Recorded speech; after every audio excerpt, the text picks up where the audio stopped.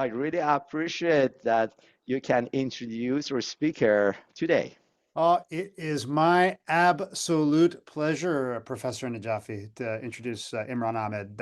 I first met Imran maybe a few months ago, actually, and he was talking to me, and he had contacted me from Helsinki about this fascinating technology that he was already piloting in India. And it's biophotonics. Many of us have had experience in this area, but it's getting more and more exciting, especially as you can merge deep learning into this and maybe even move more of these patients into getting care outside of the hospital. And that's kind of what we're going to be talking about with disruptive chronic wound care. But he leads this company, and it is Finland based, but he's doing a lot of work in South Asia and throughout the EU, et cetera. He's just an enormously capable gentleman with a real target for what he wants to do. And he's really impressed me early on.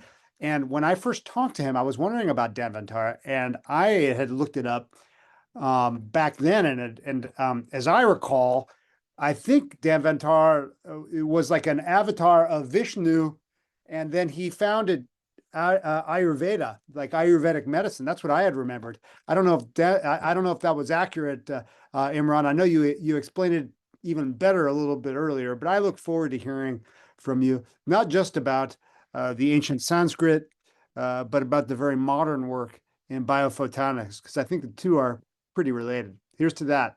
Go for it. Thank you, David. Thanks so much, and of course, thank you, Bijan, for the invite and opportunity to present. Yeah, first of all, just to go back to the naming of the company. So we were looking up since we're different wavelengths and trying to come up with sort of the proper ones. By the way, Imran, could Yep. you maybe turn off, just because of the bandwidth restrictions, maybe you could turn off your screen. Maybe we'll be able to hear you better. Meaning turn off your video. Yeah. Let me Sometimes try that and do helps just a little bit when there's a little compression. What do I know though? My VCR is still blinking 12. No, I was talking about you turning off your. I meant your Zoom. Yeah, let's give that a try. I hope it's better now. It's gorgeous. Okay. All right. Yeah. Well, let me just start off by giving a bit of what we're doing. So I'm not going to bore you with how big of a problem chronic wounds is. I'm sure everybody here knows this by heart. Personally, have encountered chronic wounds because come from a family, unfortunately, with a lot of diabetics, and it's well, it's a severe problem, and from what we can tell, it's getting worse, especially here in India. We got a lot of positive feedback as soon as we told them that, okay, we're working with chronic wounds and we have a home care solution in mind. Everybody was excited. But so when we started out with experimenting with photobiomodulation, we sort of saw all the benefits. It's non-invasive, contactless, pretty cheap to produce, and we were wondering why, since we've been using it for 100 years, why is the development so slow and it's not adapted any further? And obviously the consistency issue is there, and from a legacy perspective, a lot of the tools that are on the market now and have are sort of specific. They use one or maybe two wavelengths and operate with components that are sort of pre-COVID, so they are not using the best that consumer electronics has to offer in terms of LEDs and stuff like that. Another problem, of course, is that that it's not a data-driven science. It has to do with the consistency issue. There are only a few sort of ways to actually take care of precise dosing. And if you're not sure what you're dosing the patient, it's really hard to make any assumptions on what or compare sort of treatments with each other.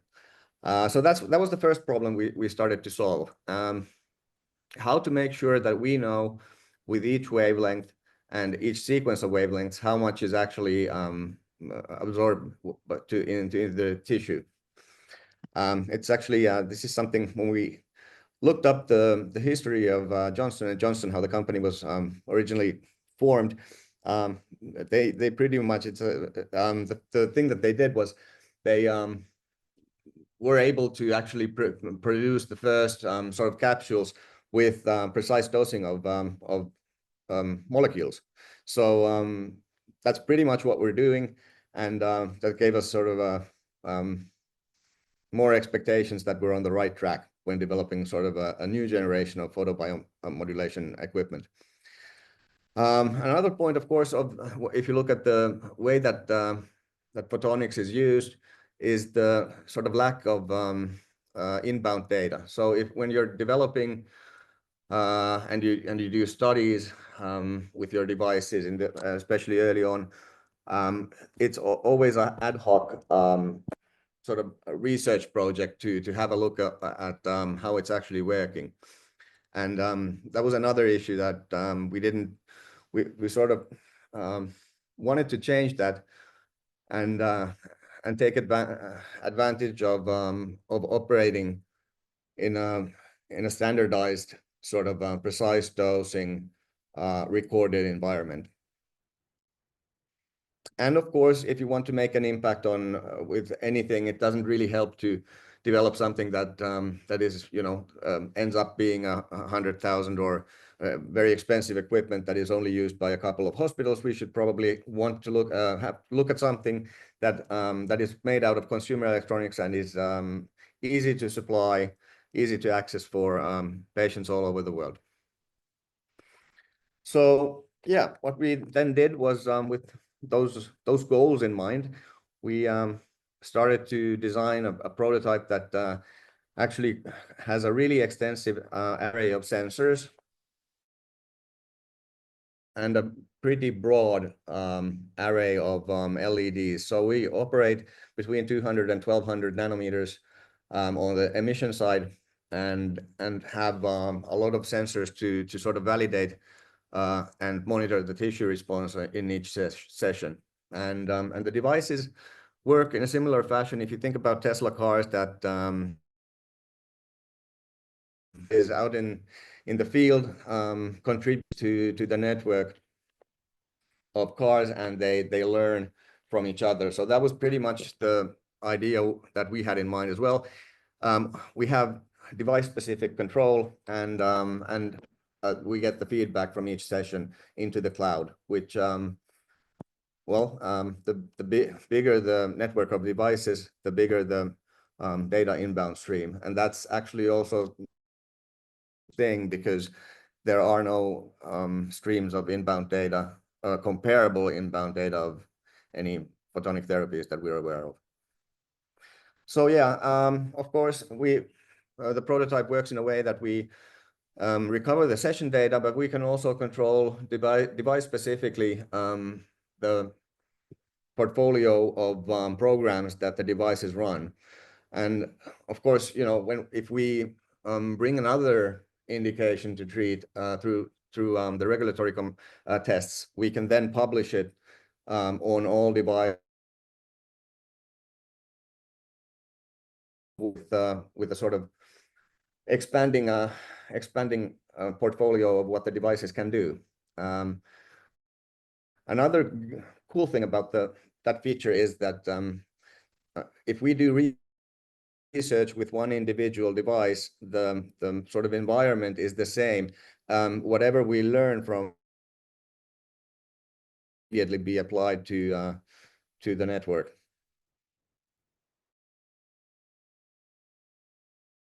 We figured out that in order to make any of this fly, we need to have immediate value for a large enough pool of patients to have traction and to sort of get this get the penetration started, a sort of a primer, if you will, some kind of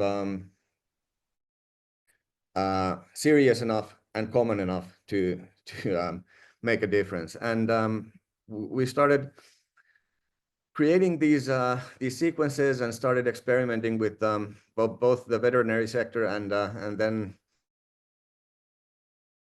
volunteers with different kinds of wounds. And what we find out that we got really good results when treating chronic wounds, so that that the patients didn't want to give the devices back. These are operated. Yeah, here are some pictures. I've got a bunch more. But basically,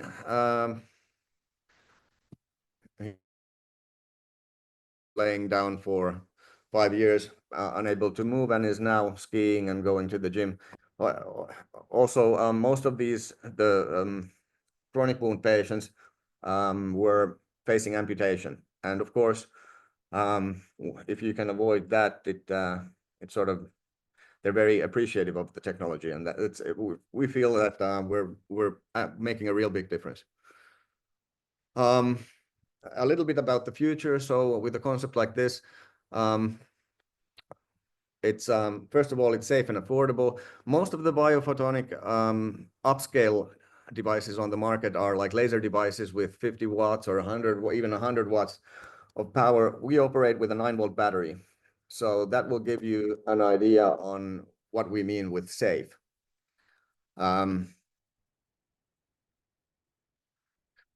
Obviously, when the number of devices in the network grows and we treat more wounds, we obtain more data, which will then allow us to develop the personalization algorithm more, and of course add more indications to the treatment portfolio.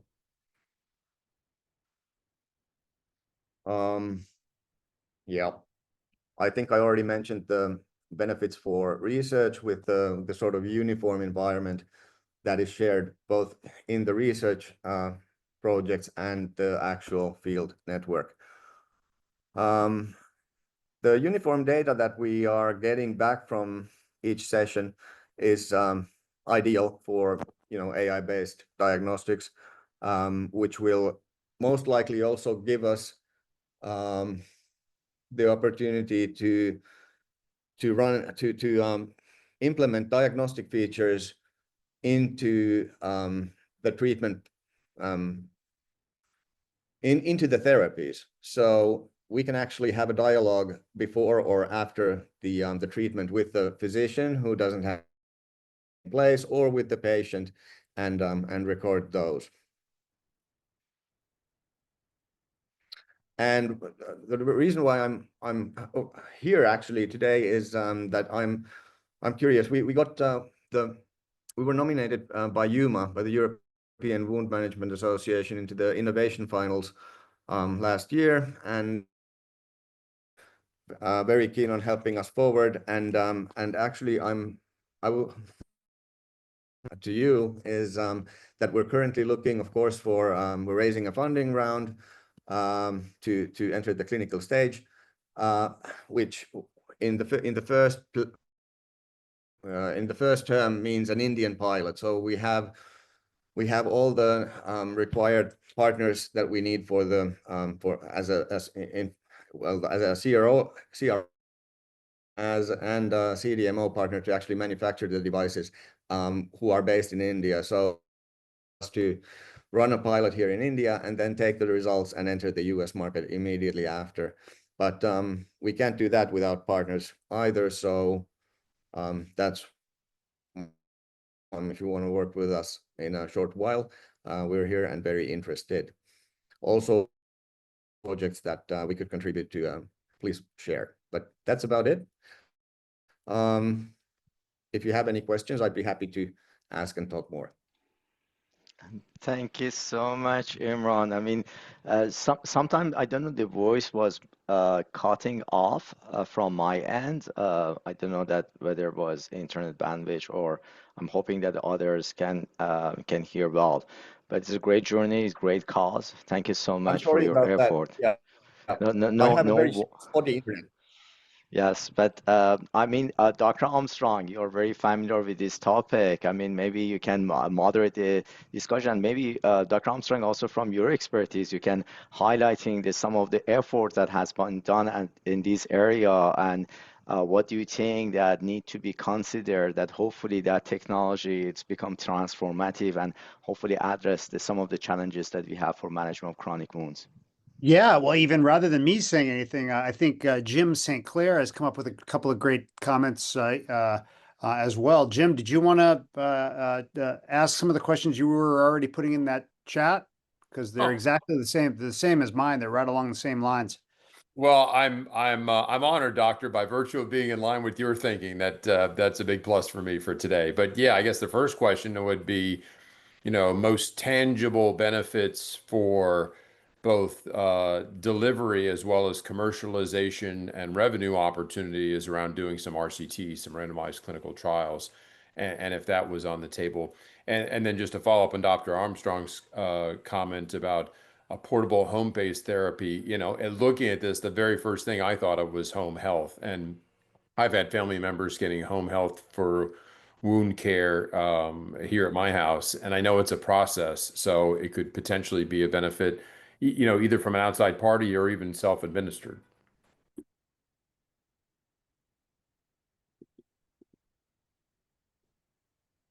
So Imran, could you envisage something like this happening? I mean, maybe there's some way that one could have a device that could be almost entirely delivered and in the home for relatively low cost, but yet you could still build a business around something like that. I mean, I think that could be really exciting. I was just at a meeting, I'll tell you, in Washington, D.C. last week, where the whole discussion was about using very expensive biologics delivered by clinicians in the home. These are things that are very, very expensive that can really help wound healing, but yet sometimes they cost tens or even hundreds of thousands of dollars when you add them up. And they might have been put on the wrong person at the wrong time. I could see your product solving some of these problems, maybe optimizing people for some of those expensive therapies, but also giving information, helping wounds heal, and giving information. You were talking about collecting data about who might benefit and who might not from some of these sorts of things. Could you imagine that happening? Absolutely. And I mean, the data collecting is, of course, it's useful and there's a secondary use that's obvious for the development. But there's also adherence issues, like whoever the physician is and wherever he is, he needs to know if the medication is taken or not. Right. Helps a lot when evaluating the. Yep.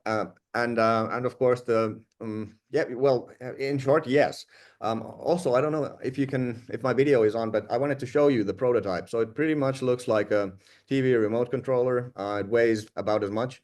You got all the tech there.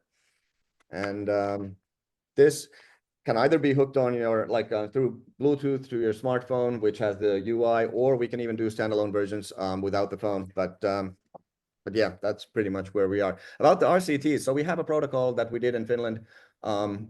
We are running in India, but that is also something that we would likely have to sort of adjust when entering other markets. It's not the same thing to run one in India and then assume that you can enter whatever the Europe market with that. Could I keep developing? I'm sorry, Bijan, for interrupting this. Can you hear me okay, Imran? Yes. Another exciting thing that might come of this is that, recently there have been emerging data, especially if something like this were used in the home, that there's something called transepidermal water loss, or TEWL, TEWL. And I think some of those folks have already presented here at various times in the past, but that measure has shown to be predictive of people getting another wound. So could you imagine a tool like, oh, I say tool, TEWO tool, like yours being used? Imagine if someone has an elevated transepidermal water loss or elevated inflammation. Could you imagine your product being used to somehow toughen up the skin or make it more viscoelastically robust, and maybe reducing the risk for reulceration in remission, because that would be transformative. That would Good be more question. Thank you.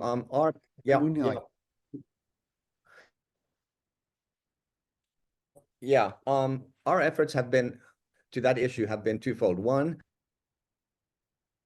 we wanted to do build the diagnostics part to actually be able to tell if there's any development to the worse, so we can actually then intervene in a timely manner. And the second thing is that that since the device is, you saw what it is, where the patient actually keeps the device for good, and that it could be sort of a mixture of a subscription and a down payment for the device, but we wanted to actually let the patients keep the devices so that if anything happens, they would be able to treat it immediately. Very good. I want to put you in touch with another person. You're specific. Yeah, keep going. No, I'm sorry. I was just asking about toughening the skin. Not sure. There's not enough answer that.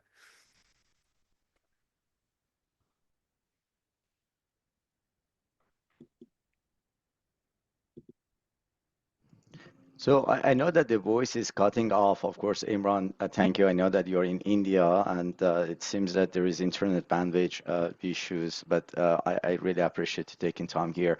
But I would like to come back to the idea of the in-home use and some of the new development in the AI.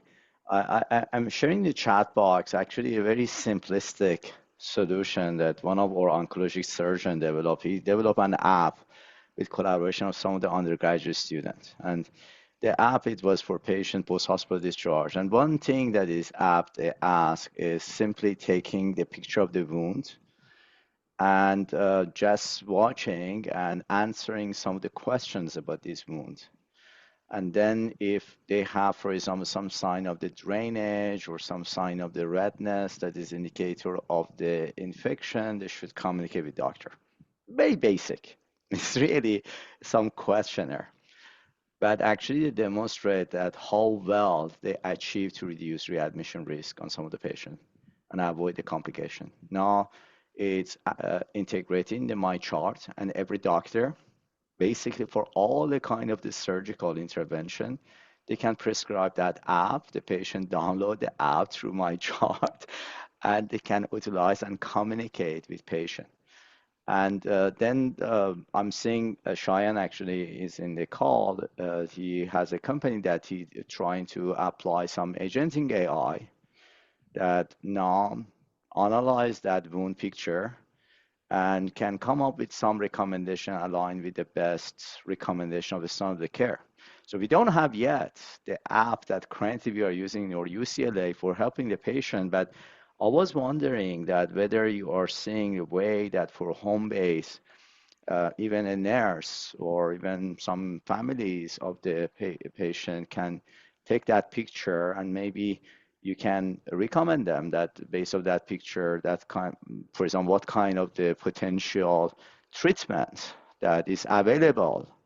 I don't know, in a country, in a region, it can be beneficial for that patient, or tracking the improvement of the wound when they need to communicate with an expert if they are using home care, because that is important. I mean, we are seeing that sometimes some of the therapy doesn't work, and we need to engage vascular surgeon, we need to engage infectious disease, but maybe those kind of the advances in the AI can help to finally actually bring in the care at home and better engage experts to provide multidisciplinary care. Do you have any plan to incorporate these? Because you showed an app in your cell phone, but I didn't grasp some of the details on that app, and whether there is any aspect of the wound image processing as well.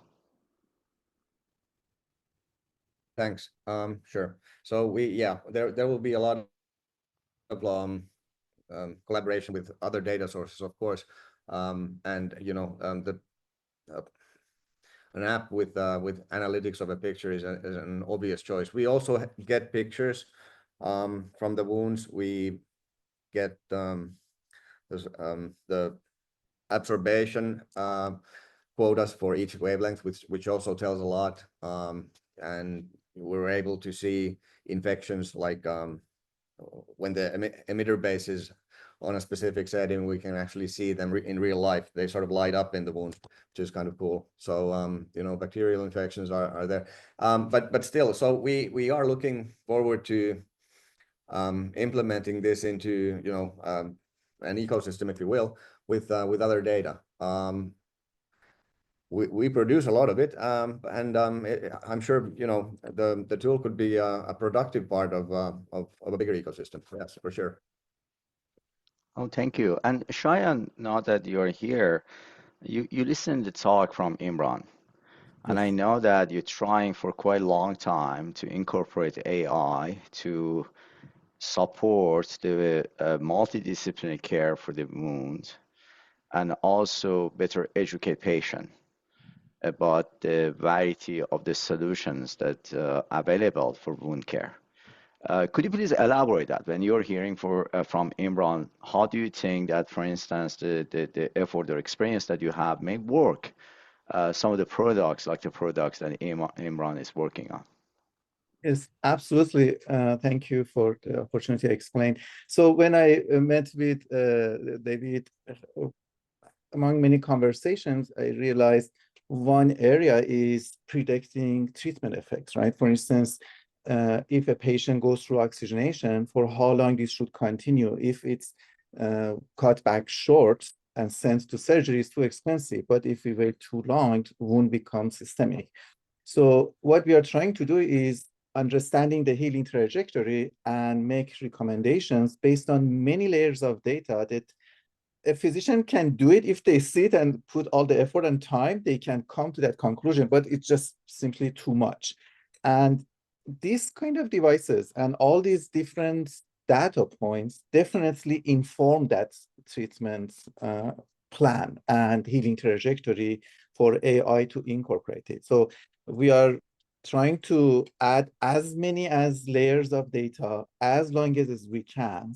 It starts with patient profile from their pre-existing conditions, if they have CKD or not, all of that. It starts from there, all the way to if they have malnutrition or not, and then the wound characteristic itself. So the platform tries to combine everything, and per every visit to understand if the assessment was done and the plan for it would result. For instance, if with all of this, we want to say, we expect the wound to shrink by X% over X weeks, is it on that trajectory or not? So this device, combining biomarkers and phenotype and genotype, everything together to come to that predictive model. That's what we had. The engine does that. Now we keep trying to add more layers of data to make it more tuned and reliable to do that prediction properly. So thank you so much, Shayan. Imran, I'm sure that you and also many of the researchers, they got a lot of pitch about the AI is now is one of the hype or one of the very hot topic that everyone trying to use. And I'm sure that many people also the pitch this idea, and maybe you can explore them. What kind of the challenges do you see to incorporate some of those technology? What can excite you if you're hearing about some of those new features that you think that can help to improve the scalability of your technology, encourage the people using more effectively your technology and following the guidelines on using your technology? Thank you. You got cut off for a bit, but if I understood correctly, the question was about how do I feel about the AI features and implementations? Yeah, in general. Sorry, I don't know that my voice is cutting, or I know that my internet might not I be think stable bet as it's well. my connection. Yeah, it's my connection for sure. Sorry about that. But yeah, so yeah, we were thinking about, you know, the whole AI revolution and the hot being a hot topic, and billions of dollars being pumped into all kinds of models.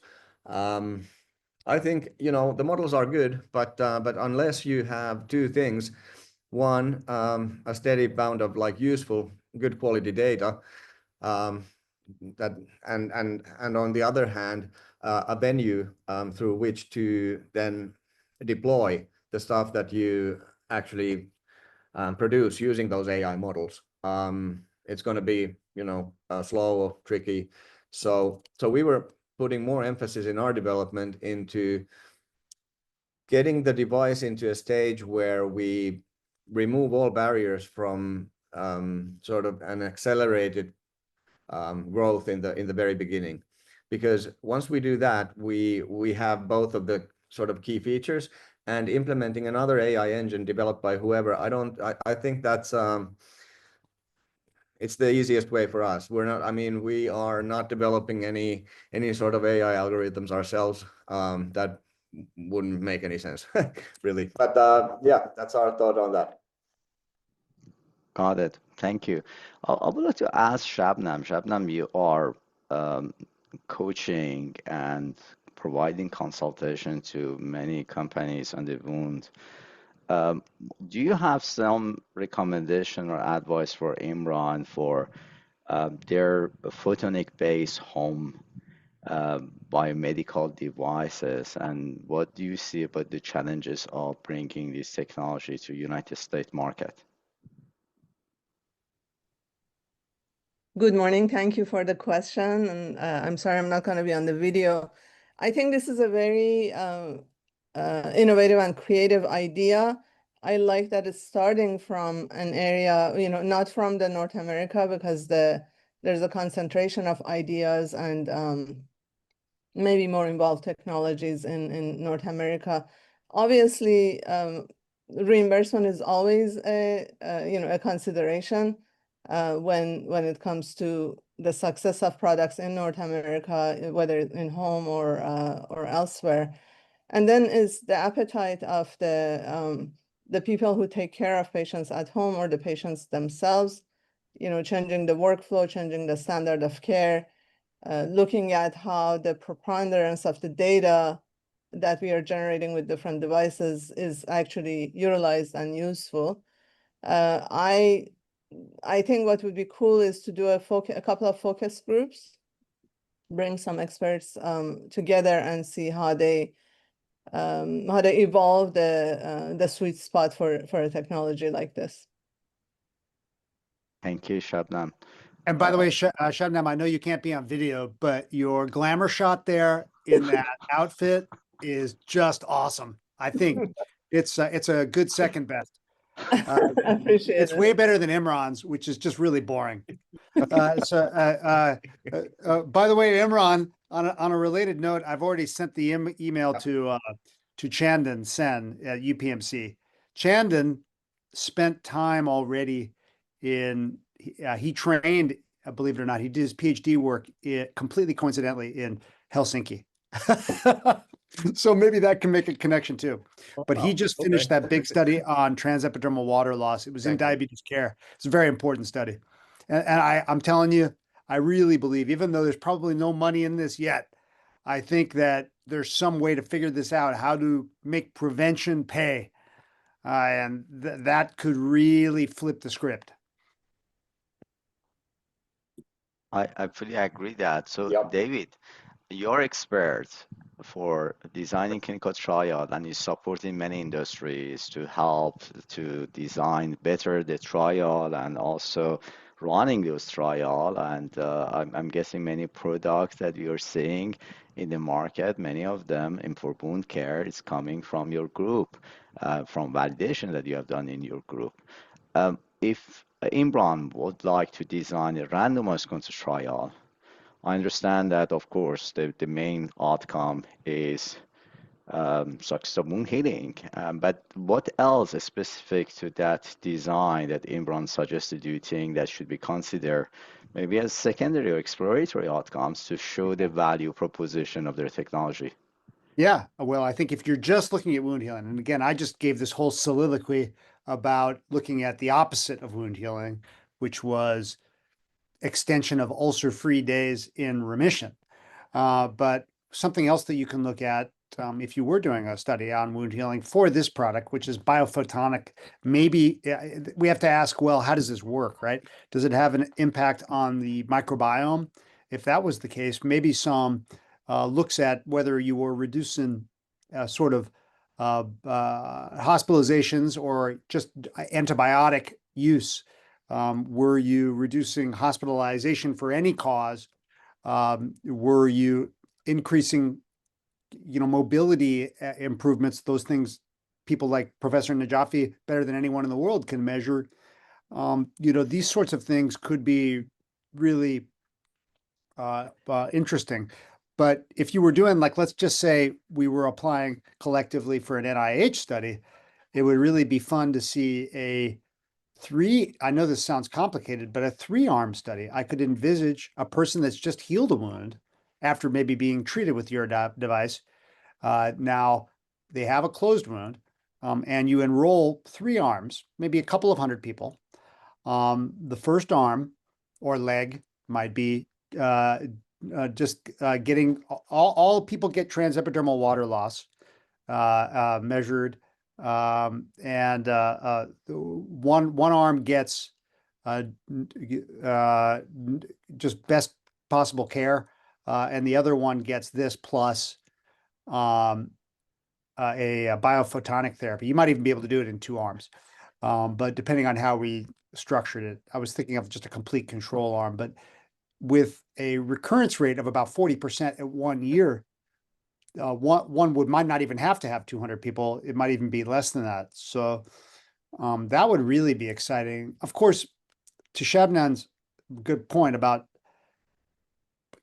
figuring out how to bill for something like this or something along those lines, that might not be the best first study, because I don't think that people in the United States have figured out how to pay for prevention yet.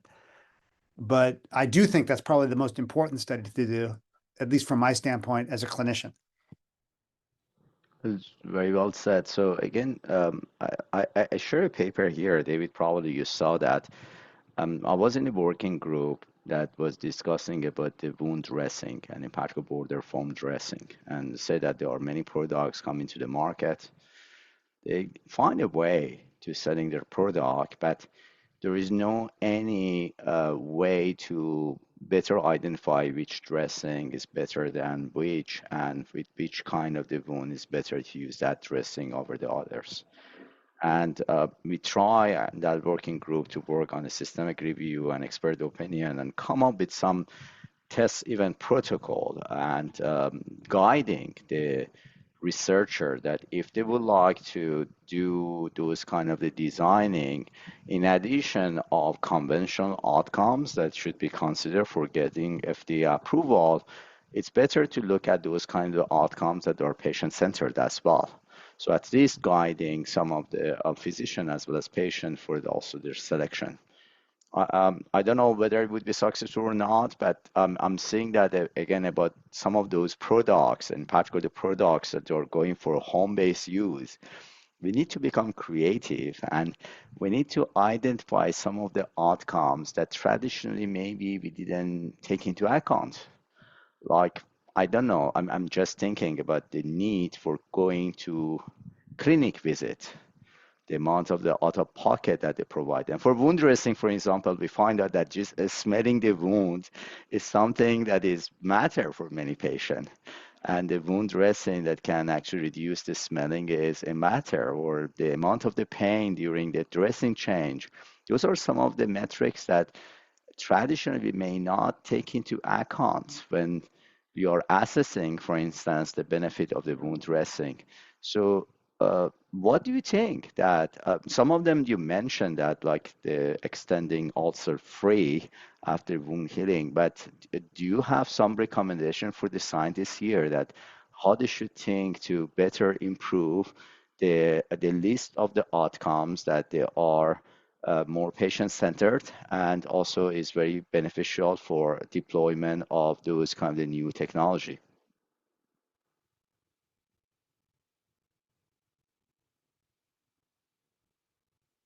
Wow. I mean, as I said, we designed a protocol for the initial trials ourselves, and the only actual outcome that we were wanted to measure was complete recovery. So since the initial sort of results that we have seen have just been incredible, so we lined out the trials as in, you know, they're 12 weeks.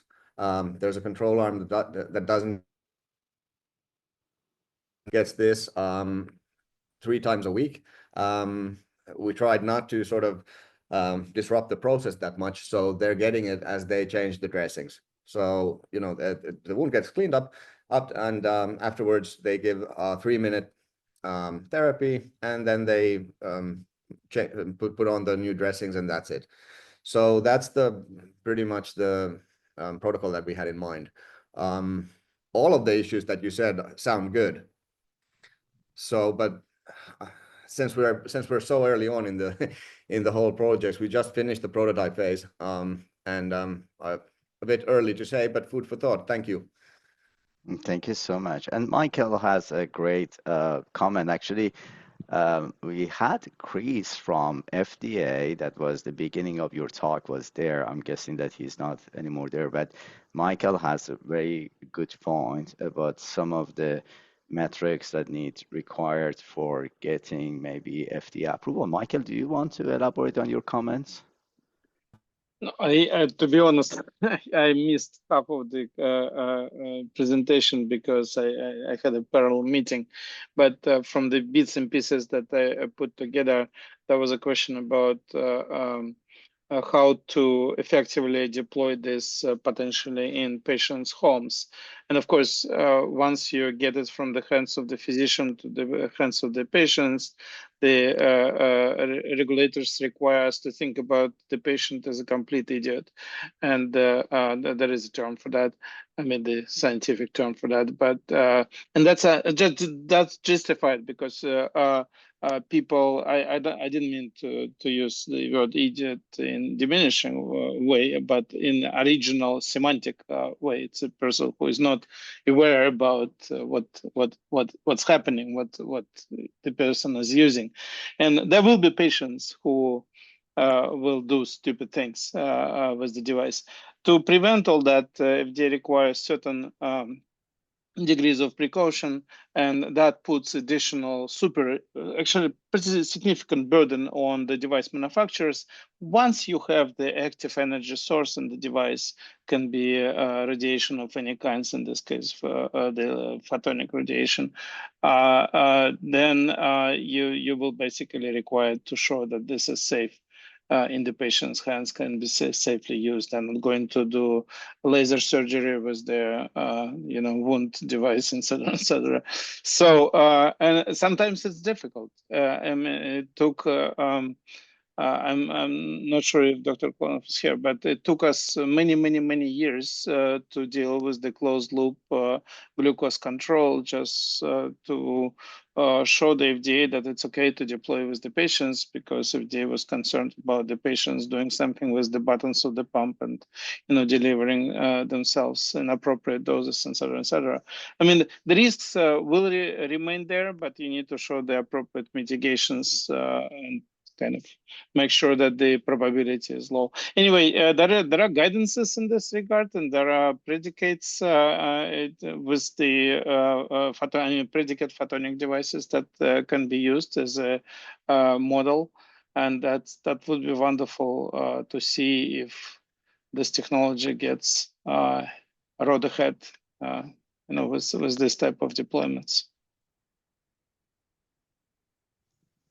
Thank you so much, Michael. Imran, do you have any comment or suggestion? Yeah. Thank you. Yeah, we actually found some of that out when originally talking to the FDA. It turns out our device is a Class 2A device. And there, yes, you're absolutely right. When talking about like how they wanted us to put effort into how can we be sure it's not being used wrong. Luckily, there are a lot of predicate devices there. The biggest risk I can think of is, they turn it on and look into the light, which is obviously not a good idea. But apart from that, we sort of mitigated the risks by having, there's only one button. So, the device actually knows who you're treating. So you don't have to select any of power levels or anything. It already knows what you're doing and to whom you're doing it to. So, there's literally just one button. We hope that mitigates the risk a bit. And another thing about safety is, of course, that that it operates on a battery. So, the power levels are they're equal to something like spending, half an hour in the sun. You end up getting more. The secret sauce is in the precision and the sequencing. Sounds good. Sounds convincing. Great. Thank you so much, everyone. So thank you, Imran. Again, I know that it's very late night in India, and I really appreciate taking time and coming and sharing your ideas. I'm very excited about your technology, and in particular way that can hopefully better manage the chronic wounds. And based off the technology that you saw, it sounds very simple, and it sounds that can be easily deployed at home. So this is what really we needed. I mean, I emphasize also to my trainees that working on simplicity, and it seems that you have a check box on many of those elements. Definitely, we are looking forward to collaborate with you. I'm hoping that C2SHiP can provide also the necessary infrastructure that you may need if when you are entering to clinical trial and maybe other development.